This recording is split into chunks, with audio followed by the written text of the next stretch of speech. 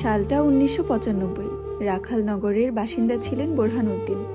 রাখালনগরে ছেলে সন্তানদের অনেক চাহিদা ছিল। যখনই কোনো মেয়ে বা মহিলা গর্ভবতী হয় তখন থেকে বাচ্চা ভূমিষ্ঠ হওয়ার আগ পর্যন্ত তাদের গবেষণা চলতে থাকে। ঠিক ওই সময় বোরহানউদ্দিনের বউ গুলবাহার 4 বারের মতো গর্ভধারণ করেন। আগেও তিনি 3 বার সন্তান জন্ম দিয়েছে, কিন্তু দুর্ভাগ্যবশত উনার সন্তান মৃত জন্ম হতো। এই নিয়ে গ্রামের অনেকে বোরহানউদ্দিনকে অনেক কথাও শুনিয়েছে, যেন সে এই গ্রাম ছেড়ে চলে যায় তার গুলবাহারকে নিয়ে। কিন্তু পৈতৃক সূত্রে পাওয়া বাবার বাড়ি ছেড়ে সে যেতে চায় না। তাই এত লাঞ্ছনা সহ্য করেও তিনি এই গ্রামেই পড়ে আছে। গুলবাহার যে 3 বার বাচ্চা জন্ম দিয়েছেন, 3 বারই মেয়ে সন্তান হয়েছে। তাই গ্রামবাসী তাকে অলক্ষীও বলতেন, কিন্তু তিনি কাউকে কিচ্ছু বলতেন না, কারণ উনি ছিল খুব দুর্বল প্রকৃতির। কেউ কিছু বলে গেলে শুধু শুনতেন আর ঘরে এসে জায়নামাজে বসে আল্লাহর কাছে কাঁদতেন। বোরহানউদ্দিন গোলাপ চাষ করত বাড়ির পাশে। সেগুলো বিক্রি করে তাদের জীবিকা নির্বাহের ব্যবস্থা করত। ধীরে ধীরে সময় ঘনিয়ে এলো। একদিন ফজরের আজানের ঠিক আধা ঘন্টা আগে গুলবাহারের ব্যথা ওঠে। পাশের বাড়ি থেকে একজন বৃদ্ধা মহিলাকে নিয়ে আসে বোরহানউদ্দিন। উনি এসে জানায় গুলবাহারের সন্তান জন্ম দিতে কোনো সাহায্য করতে পারবে না, কারণ গুলবাহার যতবার বাচ্চা জন্ম দেয় মৃত জন্ম দেয়। আর উনি এখানে আসে বলে উনাকে আর কেউ কাজে নেয় না। উনি হচ্ছেন এই গ্রামের দায়মা, কিন্তু গুলবাহারের জন্য ওনাকে এখন সবাই অশুভ ভাবে। ঠিক ওই মুহূর্তে গুলবাহার চিৎকার দিয়ে ওঠে। দায়মা আর দাঁড়িয়ে থাকতে পারলেন না। উনি যেয়ে সাহায্য করলেন গুলবাহারকে। ঠিক ফজরের আজানের সময় ফুটফুটে এক মেয়ে জন্ম দেয় গুলবাহার। একদিকে আজান দিচ্ছে, আরেকদিকে বোরহানউদ্দিনের মেয়ে গলা ফাটিয়ে চিৎকার করছে। দায়মা বাচ্চাটাকে দেখে চোখ ফেরাতে পারছে না। এত সুন্দর বাচ্চা উনি উনার 77 বছর বয়সে এত ডেলিভারি করিয়েছেন, কখনো দেখেনি। বাচ্চাকে মায়ের কোলে দিয়ে দায়মা ঘর থেকে বেরিয়ে এলেন। বোরহানউদ্দিন উনাকে বাড়ি পর্যন্ত দিতে গিয়ে দেখে গোলাপ বাগানে কানায় কানায় ভরে আছে গোলাপ ফুলে। তা দেখে বোরহানউদ্দিনের চোখ ভরে এলো জলে। ফুলগুলো সে ভালো দামে বিক্রি করতে পারবে। ঘরে গিয়ে মেয়েকে দেখে মেয়ের নাম রাখলেন গোলাপজান। সাল 1999। সকাল 7টা বাজে। গুলবাহার উঠোনে পাতা ঝাড়ু দিচ্ছেন। বাড়িটা বাইন্না বাড়ি নামে পরিচিত। বোরহানউদ্দিনের দাদা একজন স্বর্ণকার ছিলেন, বাবাও ছিলেন, কিন্তু যুদ্ধের সময় তাদের সব কিছু শেষ হয়ে গেছে। বাড়ির মধ্যে 3টে টিনের ঘর, একটি দোচালা আর 2টি কোনো রকমে দাঁড়া করানো। যুদ্ধের সময় পাকিস্তানি বাহিনীরা ওখানে কিছুদিন ছিলেন। তখন বোরহানউদ্দিন তার নানির বাড়ি ছিলেন, তাই ভাগ্যক্রমে তিনি বেঁচে ফিরে আর পরিবারের বাকিদের পাকিস্তানি বাহিনী মৃত্যু উপহার দেয়। বাড়ির ডান পাশে গোলাপ চাষ করে বোরহানউদ্দিন, আর বাড়ির বাঁ পাশে একটি বিশাল ঘন জঙ্গল। তার পাশেই গুলবাহার কিছু সবজি শাকপাতা রোপণ করেছেন। সকাল 7:30 গুলবাহার উঠোনের কাজ শেষ করে ঘরে ঢুকেন। ঘরে যেয়ে দেখেন মেয়ে বোরকা পরে নিকাব বাঁধছে। গুলবাহার বললেন, কিরে মা, এত তাড়াতাড়ি তৈরি হলি যে? তোর ক্লাস না 8টায়? তোর বাবা তো এখনো আসেনি বাজার থেকে, তোকে নিয়ে যাবে কে? গোলাপজান পিছন ফিরে আম্মাকে বলে, আম্মা, আমাকে একটু পাখিদের বাসায় যেতে হবে। ও বলেছে আজ যেন ওকে নিয়ে যাই, কাল ওর ভাই শহরে গেছে, তাই একা যেতে ভয় পাচ্ছে। বলল আমার আর আব্বার সাথে যাবে। ও আচ্ছা, যা, আর জলদি ফিরিস, তোর আব্বা আসার আগে, নয়তো আমাকে রাগ দেখাবেন। আচ্ছা আম্মা। গ্রামের সরু রাস্তা দিয়ে হাঁটছে গোলাপজান। উদ্দেশ্য তার একমাত্র সই পাখির বাড়ি যাওয়া। রাস্তায় এক বৃদ্ধ মহিলা ডাক দিলেন, ওই সেরি থাম, ওই গুলবাহারের বেটি, কথা কি কানে যায় না তোর? গোলাপজান থামে। আসসালামু আলাইকুম দাদি, ভালো আছেন? কি রে সেরি, তোরে যে এত ডাকলাম শুনলি না যে? দাদি দুঃখিত, শুনতে পাইনি, কিছু বলবেন?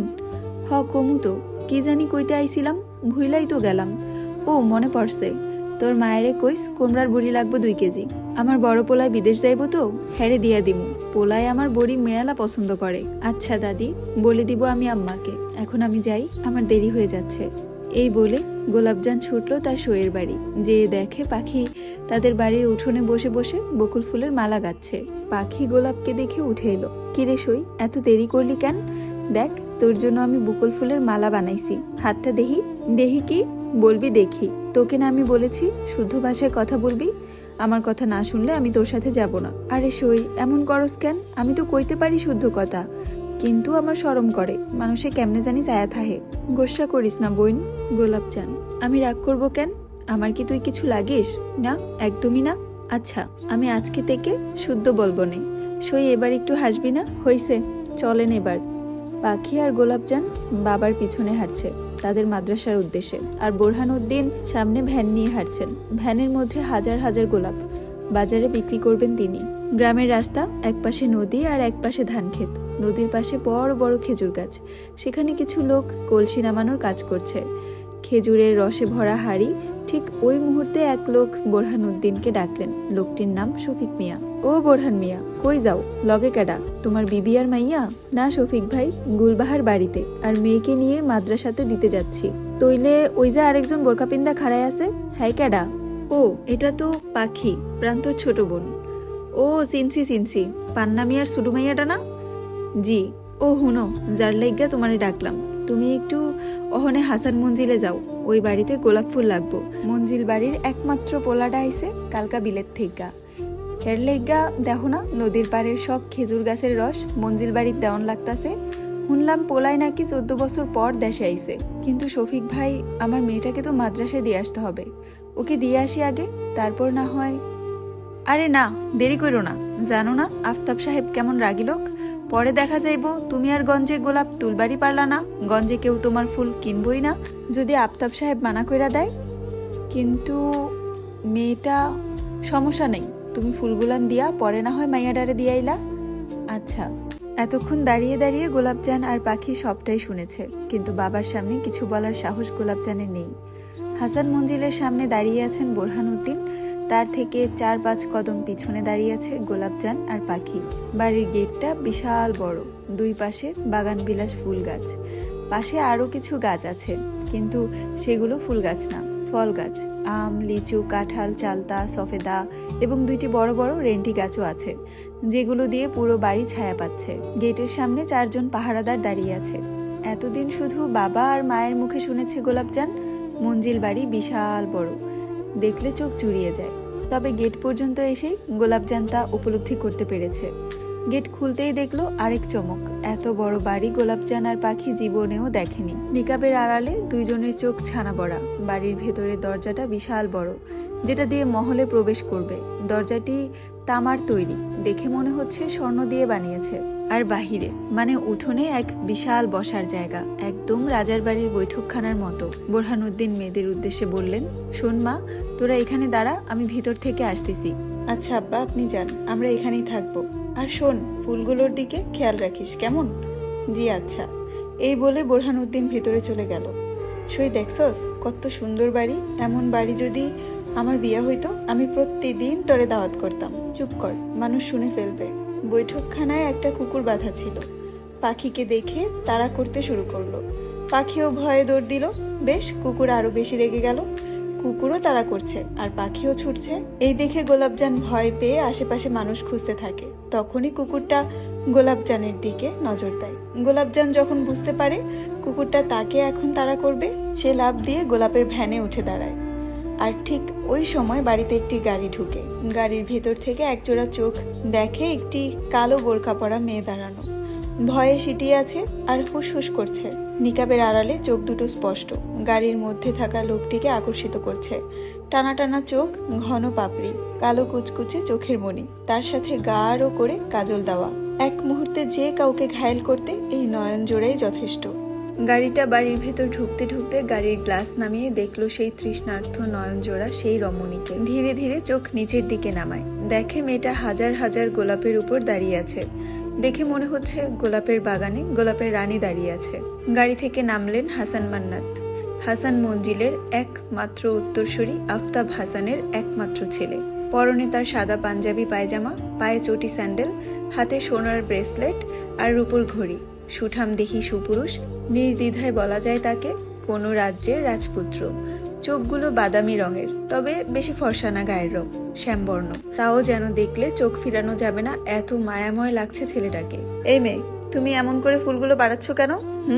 হাসান মঞ্জিল বাহির থেকে যতটা সুন্দর আর বিশাল, ভিতরে তার থেকেও 1000 গুণ সুন্দর। সবকিছু অনেক পরিপাটি। বোরহানউদ্দিন এর আগেও 2 বার এসেছে এই মহলে, তবে বাড়ির ভেতরে ঢুকেনি। বৈঠকখানা অবধি এসে ফুল দিয়ে গেছে, তবে আজ প্রথম এই বাড়ির অন্দর মহলে প্রবেশ করলো। মেহেরবান, আপনি অন্দরে ঢুকেছেন কেন? পিছন ফিরে দেখলো বোরহানউদ্দিন, সঙ্গে সঙ্গে মাথা নিচু করে ফেললো। ধীর কণ্ঠে বললেন, না মানে মালকিন, আমাকে শফিক ভাই বলেছে আপনার নাকি অনেক গোলাপ লাগবে, তাই দিতে এলাম। বাহির থেকে বললো অন্দরে আসতে, তাই আর কি। আপনাকে এখানে আসতে বলেনি, ওরা বলেছে আমার ছেলে মান্নাতের ঘরে যেতে। ওর ঘর অন্দরের পিছনে, ওখানে যান। জি মালকিন। হাসান মান্নাত তাকিয়ে আছে মেয়েটার দিকে। কি হলো মেয়ে, বোবা নাকি তুমি? গোলাপজান মিনমিন গলায় বলল, জি আমি তো ইচ্ছে করে এখানে উঠিনি, আমাকে এই কুকুরটা তাড়া করেছে। ওই যে দেখুন, আমার সই ওখানে লুকিয়ে আছে, ওকেও তাড়া করেছে এই দুষ্টু কুকুরটা। হাসান মান্নাত ঘাড় ঘুরিয়ে পিছন ফিরতেই দেখে একটি মেয়ে বোরখা পরা ওদের সফেদা গাছের উপর বসে আছে। দেখতে পুরো পেতনির মতো লাগছে। ও তোমার সই? জি, দেখে তো মনে হচ্ছে সফেদা পেতনি। কি না, মানে এমনিতে তো মানুষ শেওড়া গাছের পেতনি বলে, কিন্তু তোমার সই যেহেতু সফেদা গাছে বসে আছে, তাই আর কি আমার গাছটাকেই বদনাম করলাম। গোলাপজান চুপ করে রইল, কারণ তার এখন খুব ভয় হচ্ছে। আব্বাটা মহলে ঢুকলো, কিন্তু এখনো এলো না কেন? শুনুন। মান্নাত পিছন ফিরে তাকালো সেই রমণীর দিকে, যার কণ্ঠ তার কাছে মধুর মতো লাগছে। সে এই মধু আহরণ করতে চায়, কিন্তু কিভাবে? এক দৃষ্টিতে চেয়ে থাকে মেয়েটির দিকে। এই যে শুনুন না, আমার আব্বা এই বাড়িতে গেছে, এখনো আসেনি। আমার আব্বাকে একটু ডেকে দিন না, যেন এই কুকুরটাকে এখান থেকে তাড়াতে পারে। এতক্ষণে মান্নাতের হুঁশ ফিরে, সে কুকুরটিকে ডাক দেয়, বাদশা। কুকুরটি আস্তে করে লেজ গুটিয়ে চলে আসে, মান্নাতের পিছনে এসে বসে পড়ে। ঠিক ওই সময় বোরহানউদ্দিন মহল থেকে বেরোয়। কিরে মা, তুই এটা কি করলি? ফুলগুলো তো নষ্ট হয়ে গেল, এখন এগুলো কিভাবে সাহেবদের দিব? গোলাপজান তড়িঘড়ি করে নামতে নিলে পায়ে কাটা বিঁধে পড়তে নেয়। ঠিক তখনই এক শক্তপোক্ত হাত তাকে সামলে নেয়। গোলাপজান ভয়ে চোখ খিচে বন্ধ করে ফেলে, কিন্তু মেয়েটার নিকাব সরে যায় সঙ্গে সঙ্গে। মুখটা দৃশ্যমান হয়ে ওঠে। যেমন কণ্ঠ, তার থেকেও কয়েক গুণ মায়াময় তার রূপ। দুধে আলতা গায়ের রং, চোখ দুটো ভীষণ মায়া ভরা এবং আকর্ষণীয়। নাকটা তীরের মতো সোজা, ঠোঁট দুটো গোলাপের পাপড়ির মতো কোমল, চোখের পাপড়িগুলো যেন নৌকার মতো বাঁকা বাঁকা, কালো ঘন। ঠোঁটের উপরে একটা ছোট্ট তিল আছে, যা যে কেউ দেখলে আগে তিলটাই নজরে পড়বে। এ যেন এক অন্যরকম আকর্ষণ। গোলাপজান দ্রুত চোখ খুলে আর সামনে এক অপরিচিত লোক দেখে তাড়াতাড়ি করে নিকাব টান দেয়, আবার মুখ ঢেকে ফেলে। মান্নাত হাত ছেড়ে দাঁড়ায়। বোরহানউদ্দিন দৌড়ে এসে গোলাপজান আর পাখিকে বলে ওরা যেন তাড়াতাড়ি বাড়ি চলে যায়, আজ আর মাদ্রাসায় যাওয়া লাগবে না। গোলাপজান আর পাখিও কথা মতো মাথা নিচু করে চলে যায়। মান্নাত এক দৃষ্টিতে তাকিয়ে থাকে গোলাপজানের যাওয়ার পানে। বোরহানউদ্দিন এগিয়ে এসে বলে, সাহেব এই ফুলগুলো তো আমার মেয়ে নষ্ট করে ফেললো, আমি কাল আপনার জন্য নতুন ফুল নিয়ে আসব। এই বলে বোরহান ভ্যান ঘুরায় বাড়ির উদ্দেশ্যে। দাঁড়ান। বোরহানউদ্দিন থামে। সে ভয় পাচ্ছে না, কিন্তু নিজের মেয়ের কাণ্ডে লজ্জিত, তাই মাথা নত করে দাঁড়িয়ে আছে। এই ফুলগুলো আমার ঘরে রেখে আসুন। কিন্তু এগুলোতে তো পাড়া লেগেছে, ফুলগুলো মুরঝিয়ে গিয়েছে।